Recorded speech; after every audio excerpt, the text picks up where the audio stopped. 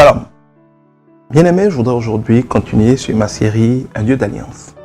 Notre Dieu est un Dieu qui a des relations avec nous et ce qu'il fait de nous, va faire avec nous, va faire pour nous, dépend des relations que nous avons avec lui.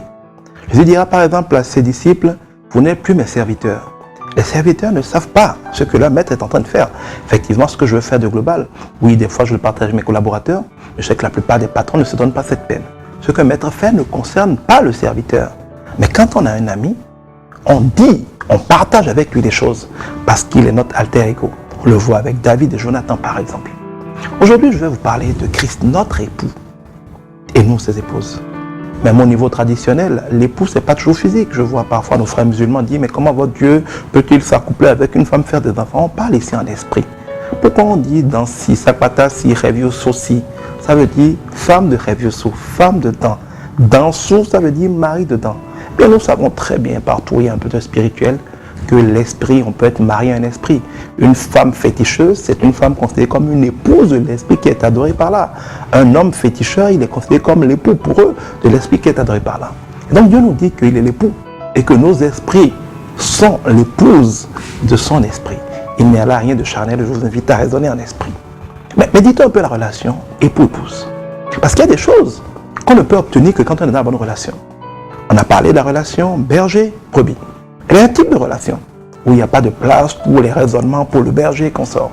On va parler plus tard de la relation maître-serviteur, de la relation général-soldat. Mais dans la relation époux-épouse, il y a quelque chose de merveilleux. D'abord, pour qu'il y ait épouse, il faut que quelqu'un paye la dot.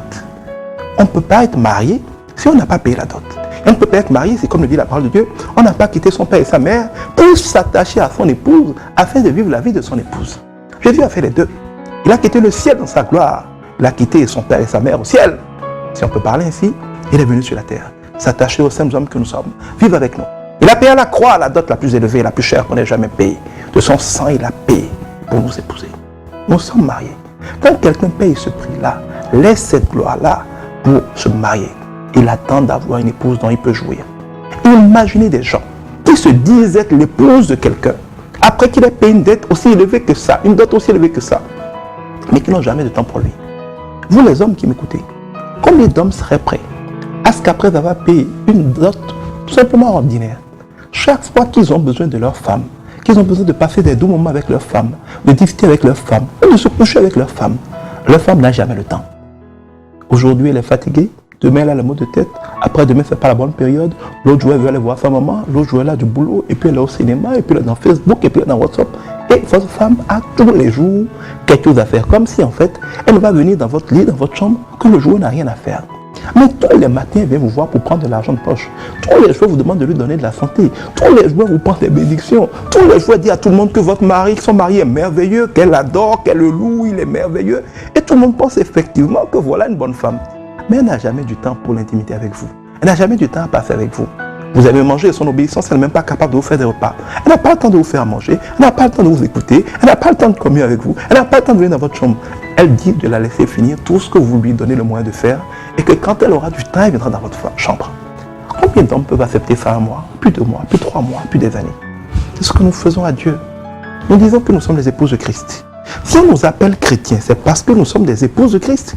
Quand je me marie, mon épouse perd son nom et prend mon nom. J'étais un homme, quand j'épouse Christ, je deviens un chrétien. Quand votre épouse prend votre nom, elle prend avec votre nom votre héritage, elle prend votre patrimoine, elle prend votre autorité. Votre femme peut parler en votre nom et commander en votre nom n'importe où si elle porte votre nom. Elle a le droit de porter vos enfants, de les gérer, de parler à votre nom. Elle peut jouir de tous vos biens. Si vous avez une copine, vous lui donnez du coca, vous donnez une voiture, une maison, elle prend juste ce que vous lui donnez. Mais quand c'est votre épouse et que vous êtes légalement marié, le mariage par défaut c'est la communauté de biens, tout ce qui est à vous devient à elle. C'est toute l'autorité de Christ, toute la gloire de Christ, toute la puissance de Christ, toute l'onction de Christ. Et notre partage, c'est parce que nous sommes ses épouses. Et lui, il honore sa part du contrat. Nous, que faisons-nous? Sommes-nous intègres? Sommes-nous honnêtes? Sommes-nous disponibles? Il dit, viens t'asseoir à mes pieds, je veux te parler. Ouvre ta Bible, médite, j'ai des choses à te révéler. Oh, quand j'aurai le temps, quand je serai à la retraite, quand je vais être en congé, quand je ne veux pas avoir de contrat, quand il ne pleuvra pas, on a toujours une raison pour ne pas être disponible. Imaginez que votre femme vous fasse ça. Ou si vous êtes une femme, imaginez que votre mari n'est jamais disponible. Et qui vous donne l'impression qu'il n'y aura que le jour où sa maman ne voudra pas le voir, son papa ne voudra pas le voir, ses amis ne seront pas disponibles, il n'y aura pas de boulot, il n'y aura pas Facebook, il n'y aura pas WhatsApp. Il faudra que rien n'existe pour qu'il ait du temps pour vous. Regardez les chrétiens. Quand il pleut, vous forcez pour aller au bureau. Quand il pleut, vous ne venez pas à l'église. Dès qu'il y a un petit problème, dès qu'il y a un imprévu, dès que quelqu'un vous invite quelque part, l'église est la dernière de vos priorités. Beaucoup de gens donnent l'impression qu'ils ne vont à l'église, mais quand ils n'ont rien d'autre à faire. Est-ce qu'une épouse peut n'avoir du temps pour son mari que quand il n'y a rien d'autre à faire, tout en jouissant de lui tous les jours? C'est la vraie question. Un époux, c'est quelqu'un d'intime. On peut rentrer dans la chambre de son époux, on peut voir sa nudité. Il ne peut rien nous refuser. Et plus on communie avec notre époux, plus on atteint un niveau de fusion donné, et moins il peut nous refuser quoi que ce soit.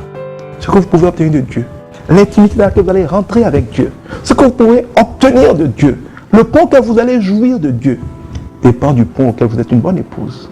Tout le monde sait que plus un homme aime son épouse, plus il la garde, plus il la bénit, tant qu'il en a les moyens, même au-delà de ce qu'elle demande. La mauvaise épouse est désagréable à son mari. Elle doit à chaque fois supplier, plaider, supplier, faire des scénarios pendant des jours pour obtenir la moindre faveur. Mais la bonne épouse, qui réjouit le cœur de son époux, il la bénit tous les jours sans qu'elle n'ait rien à demander. Elle n'a même plus l'occasion de demander, parce qu'avant qu'elle le demande, il fait tout ce qu'il faut. Tu es loin de Dieu. Il a payé la dot, tu ne veux pas venir dans la chambre. Il a payé la dot, tu n'as pas de temps pour lui. Tu es heureux avec tout le monde, tu es avec tout le monde, tu passes du temps avec tout le monde, sauf avec Dieu. Pire, tu passes du temps avec ceux que Dieu t'a donnés. Imagine une femme, ton mari lui donne un chauffeur, elle est tout le temps avec le chauffeur. Il crée une boutique, elle est tout le temps dans sa boutique. Il lui donne des enfants, elle est tout le temps avec les enfants. Elle passe le temps avec tout le monde. Tout ce que son mari lui a permis de faire, sauf son mari. Si vous étiez le mari, vous feriez quoi? On chasse le chauffeur, on ferme la boutique, il y a un peu de voiture, et on va voir si peut-être vous vous occuperez mieux de votre mari. Il y a beaucoup de choses que Dieu vous fait perdre, parce que les choses qu'il vous a données, vous les aimez finalement plus que lui. C'est un Dieu jaloux. S'il te donne un emploi, et que tu aimes plus l'emploi que lui, il pourrait te le prendre. S'il te donne un mari, une femme, que tu l'aimes plus que lui, il pourrait te le prendre. Si ton enfant est devenu ton idole, qu'il t'empêche de t'occuper de Dieu. Si ton travail, tes affaires, tes opportunités, tes marchés sont tellement importants que tu n'as plus de temps pour Dieu, Dieu qui te les a donnés va les reprendre. Parce qu'il veut d'abord t'aimer. C'est parce qu'il t'aime et qu'il veut que tu l'aimes qu'il te bénit. S'il te bénit, dois être loin de lui, il te le reprendra. Et là, la plupart des chrétiens, il faut que nous ayons chaud, il faut qu'il y ait des épaules pour venir au pied du maître. Faut-il qu'il nous laisse souffrir pour nous voir? Ou seras-tu capable d'être à lui, d'être avec lui, de jouir de lui, de communier avec lui, que ça aille ou que ça n'aille pas? Plus tu es capable d'accepter l'intimité avec Dieu, de l'écouter, de lui parler, de le prier, de l'adorer, de méditer sa parole, de communier avec lui quand tout va bien, et moins tout ira mal. Parce que Dieu n'aura pas besoin de laisser les problèmes arriver à toi. Trop souvent, Dieu est obligé d'utiliser les problèmes comme des aiguillons pour que nous courions sa présence, puisqu'il n'y a que quand il y a des problèmes que nous prions. Si tu es de ceux qui ne vont à Dieu que quand tout va mal, hélas, ça continuera d'aller mal. Le jour où tu apprendras à jouir du Seigneur et à le laisser jouir de ta présence, il ne veut pas grand-chose, juste qu'on se laisse aller à lui. Bien, tu auras moins de problèmes. Parce que Dieu, dans son amour, veillera sur toi et te protégera. Il est un époux, il veut de son épouse. Il est jaloux de son épouse, comme tout homme. Ne te moque pas de lui. Dieu te bénisse.